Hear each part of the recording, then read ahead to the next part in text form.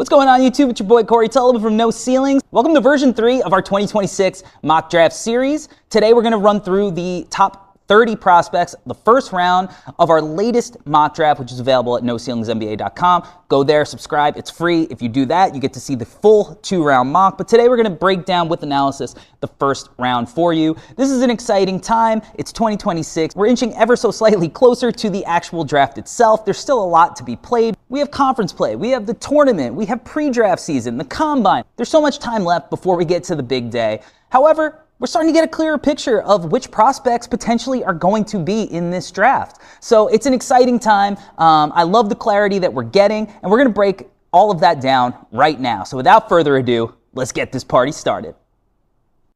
With the first pick in the 2026 NBA draft, the Indiana Pacers select Darren Peterson. This season's been a nightmare for the Pacers after coming off an NBA Finals appearance, but walking away with one of the best guard prospects of the century is a heck of a consolation prize.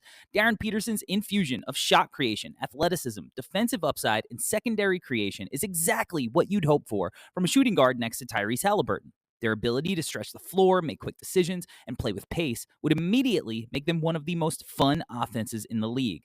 We did consider AJ Dybantsa and Cam Boozer here as well, but the majority opinion is still that Peterson's current talent and upside are too much to pass on at the top spot. The Pacers would have one of the most exciting backcourts in the league for the next 10 years, and it's tough to imagine that Rick Carlisle wouldn't get the very best out of Peterson. With the second pick, the Sacramento Kings select AJ Dybantsa out of BYU. The No Ceilings crew got into a lengthy discussion here about the difficult but fantastic theoretical choice facing the Kings here with the number 2 pick.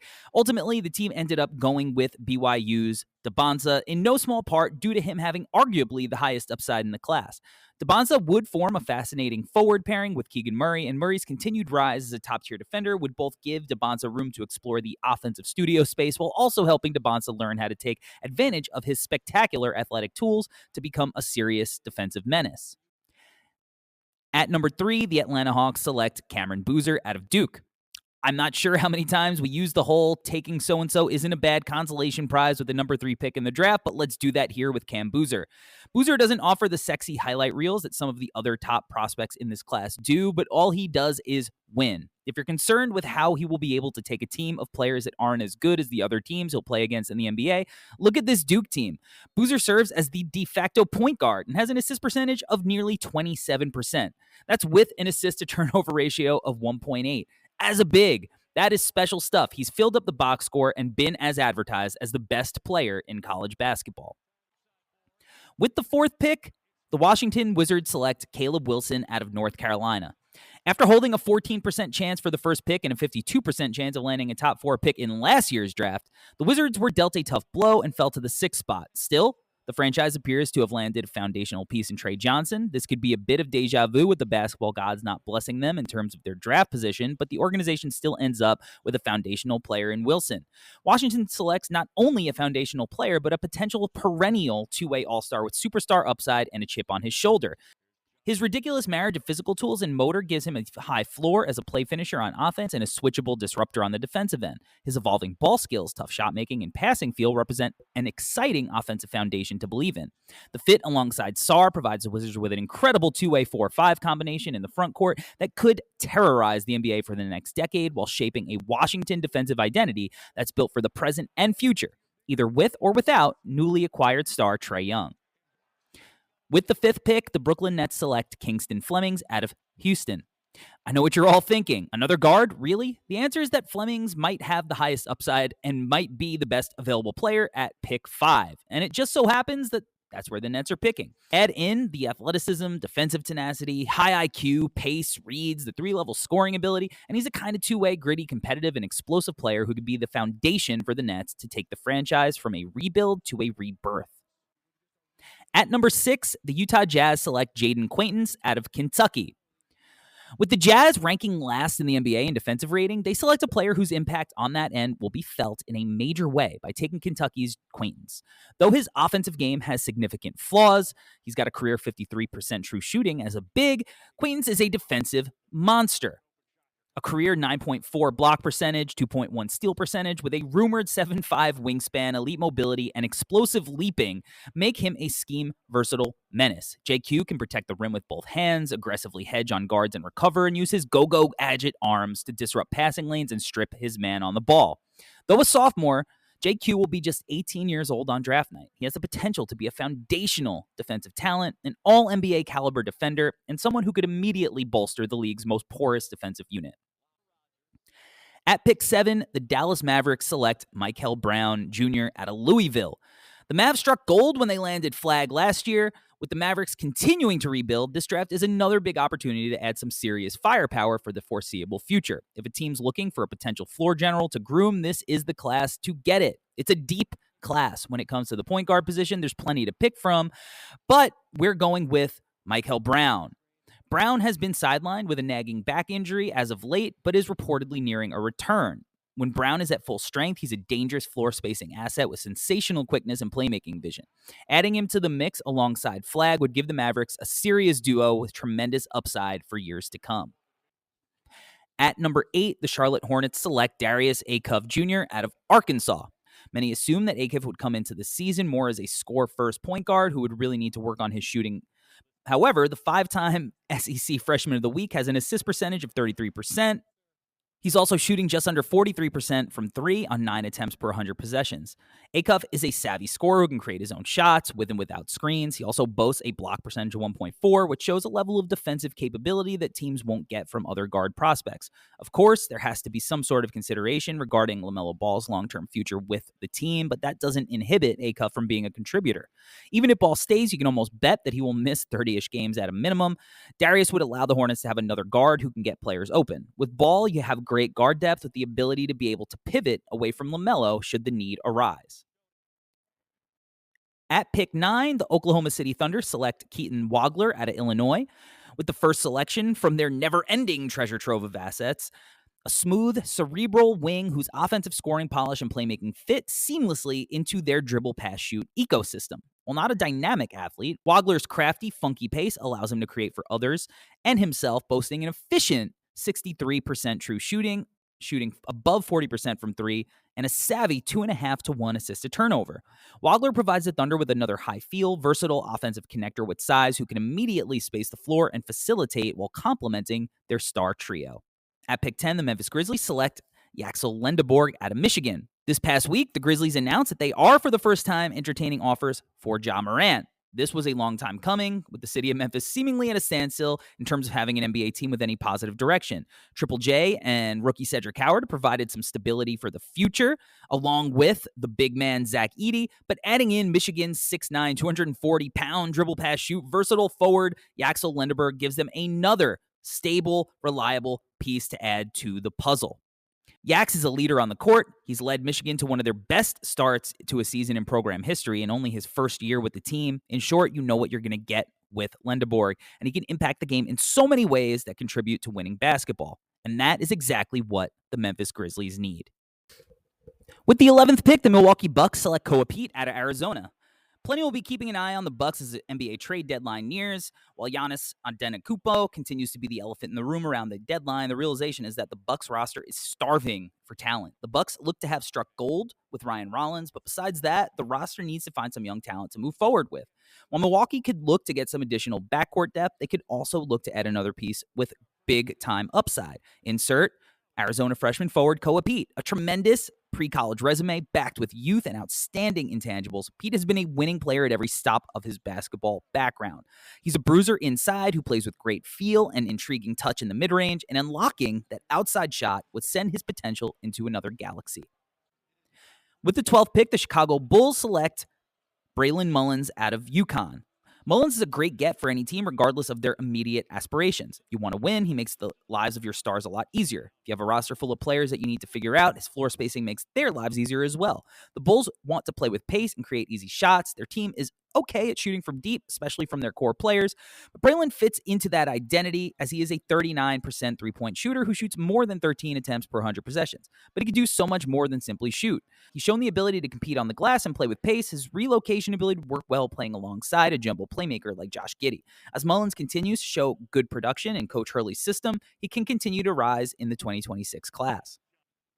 With the 13th pick, the San Antonio Spurs select Amari Allen out of Alabama. It's safe to say that the Spurs are pretty set at the guard and center positions. Their wing depth and versatility could still use some work, though, even if some guys are having a great year. Amari Allen would fit right in from a stylistic and upside standpoint. Allen has been one of the most surprising freshmen this season with his passing, defense, shooting, and rebounding. He's one of these Swiss Army knife type wings. He has great feel, and he does a little bit of everything. Gouging the upside for Allen is tough, though, as he's sort of come out of nowhere from a draft perspective. At a minimum, though, Allen's ability to fill in the gaps of a rotation while still having a ton of potential is very exciting for this Spurs team that already looks ready to win. At 14, the Portland Trailblazers select Hannes Steinbach out of Washington. The Blazers close out the lottery here by filling out their arsenal of young big men with a star center from just across the state line. Washington's Steinbach has been on an absolute tear since his head-turning performance for Germany in the recent FIBA U19 World Cup, and he's extended that dominance into NCAA play. While his three-point shooting has fallen off a bit in recent weeks, he's still absolutely mauling opponents on the glass on both ends while shooting 62% on two-pointers and getting to the free throw line almost 6 times a game. His plus interior passing and his ability to play alongside other big men at Washington make it easier to imagine him fitting in with Portland's stable of young bigs, and having Donovan Clingan waiting on the back line will certainly help make up for Steinbach's relative lack of shot blocking. At 15, the Miami Heat select Alabama's Labaron Phylon. Phylon's competitive fire and two-way play would bring another viable impact guard to Miami.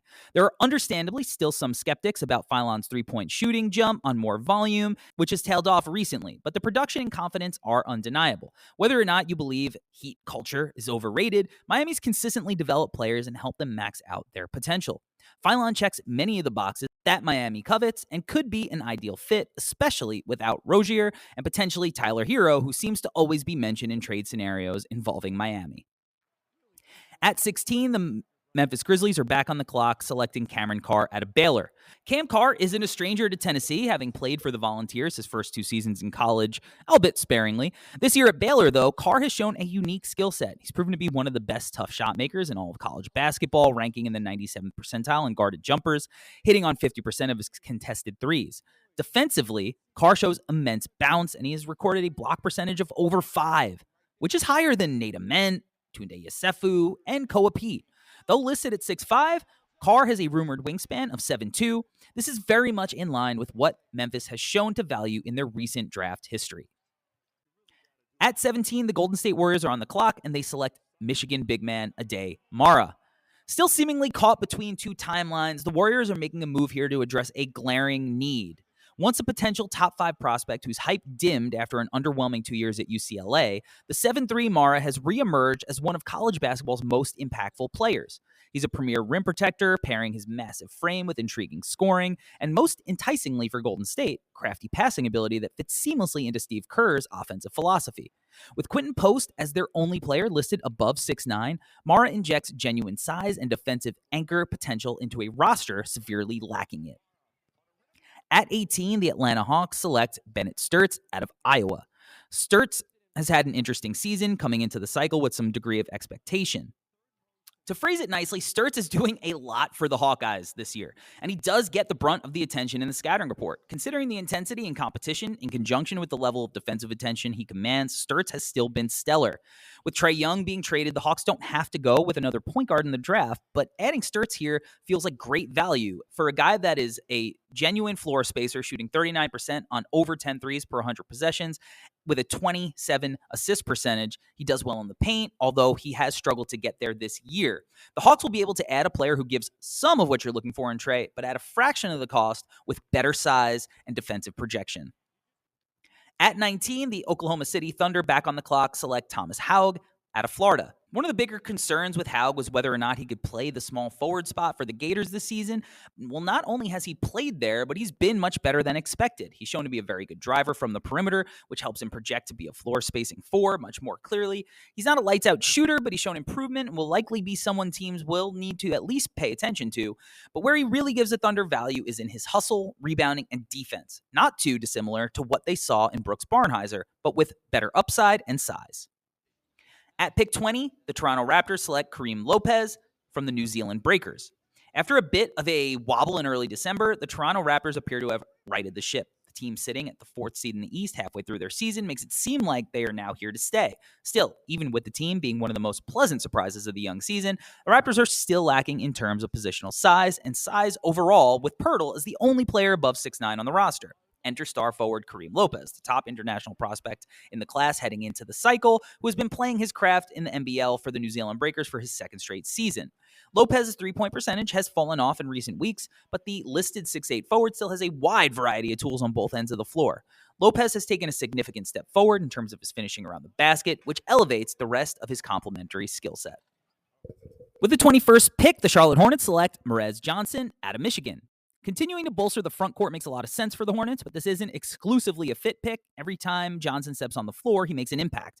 He's someone who makes all the hustle plays and does the dirty work that stars don't want to do, but that winning teams have to do. He simply makes life easier for everyone on the court. On top of that, he's an incredibly efficient interior finisher, tenacious rebounder, and versatile defender. It's pretty rare to see guys his size sit down in a defensive stance and switch nearly everything on the perimeter. His biggest question mark is his offensive creation, but we're already seeing him improve a ton as a passer, finisher, and shooter this season. Whether it was with Illinois last season, Team USA this summer, or Michigan this season, Johnson contributes to winning. At 22, the Oklahoma City Thunder back on the clock select Nate Ament out of Tennessee.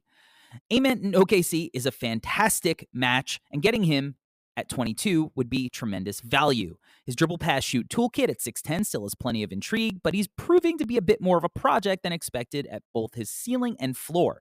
We haven't seen the consistent three-point shooting, defensive playmaking, and confidence from his grassroots tape. It's been more so sprinkled in throughout a unspectacular freshman season. OKC is in a position, though, where they can afford to be patient, which likely means a real, thoughtful development plan with time in the G League where he can hone his skill set and confidence while furthering the excellent, mature muscle gains he's already seeing. After already selecting Wagler and Haugh, adding Ament would complete an outstanding first-round haul. At 23, the New York Knicks on the clock select Patrick Ngongba out of Duke. Duke's 6'11", 250-pound sophomore has been one of the safest floor, highest ceiling players in this class. His feel, absurd finishing at the rim numbers, rim protection, motor, and youth would be an exciting big man addition for the Knicks. He also has a rumored 7'4" wingspan and great hands, making him a great target for Jalen Brunson to feed in the post and toss lobs to. Ngongba represents another upside offensive addition for the Knicks as they look to be a consistent championship contender for years to come. He's had his fair share of foot injuries over the years, which is concerning given that he's only 19 years old and has not played in an NBA game yet. However, Ngongba has continued to make strides as a playmaker, which ticks more boxes when it comes to his role in the NBA. The Knicks have really struggled recently without Josh Hart in the lineup due to defensive versatility and possession impact and completeness he brings to the Knicks.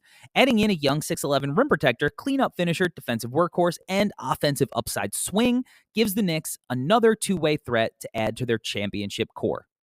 At 24, the Boston Celtics select Tounde Yessoufou out of Baylor.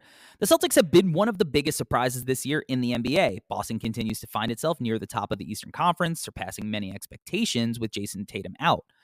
The C's will continue to look to find some cheap contributions in the 2026 NBA draft, and there are a number of routes that they could go. With an offensive talent like Yessoufou still on the board, it's hard to pass up for the Celtics. Yessoufou has an NBA frame and knows how to put the ball in the basket. After finding tremendous value last year with the addition of Hugo Gonzalez, the Celtics land another talented wing to develop for the future, a situation they've found themselves successful in over the last couple of years. At 25, the Los Angeles Lakers select Chris Cenac Jr. out of Houston. Finding a potential steal slipping down the board, the Lakers swing on the freshman big, Chris Cenac, a former projected lottery talent whose blend of size and skill could offer them immense value. The 6'11" big with a reported 7'3" wingspan possesses intriguing offensive versatility, showcasing soft shooting touch from outside, 40% on 5 threes per 100 possessions, as well as the mid-post. While his freshman season has been full of inconsistency, Cenac's defensive tools and mobility provide a theoretical switchable defender with rim protection potential and good rebounding prowess, giving the Lakers a high upside development big to mold behind their established core.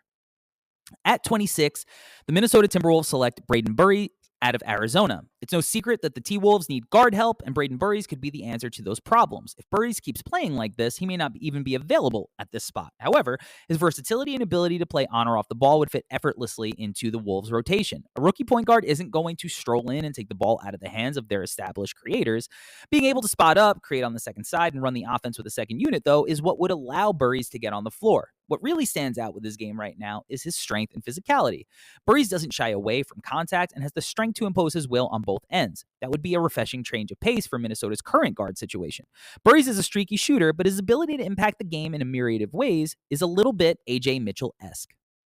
At 27, the Denver Nuggets select Christian Anderson out of Texas Tech. The Nuggets are in a place where they arguably have the best player in the world in Nikola Jokic, and Jamal Murray has been playing at an all-star level. Their core piece seems to still be playing at a high level, and they've even found some value in some of their rotation players. Going with the best player available, even at this point of the draft, may be met with some questions, but Christian Anderson fits the bill. He also fits Denver.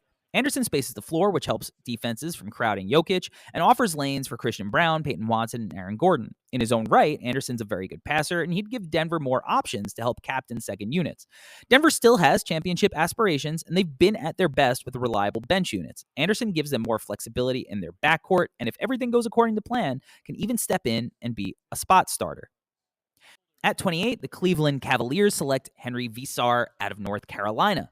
There might not be a better shooting five in the class than Veesaar. His play finishing, stretch big profile, and shoot pass dribble skill set will allow him to play alongside both Evan Mobley and Jarrett Allen, similar to his pairing with Caleb Wilson at UNC. The athleticism and rim protection of Mobley and Allen can help cover up for some of Veesaar's trouble defending in space.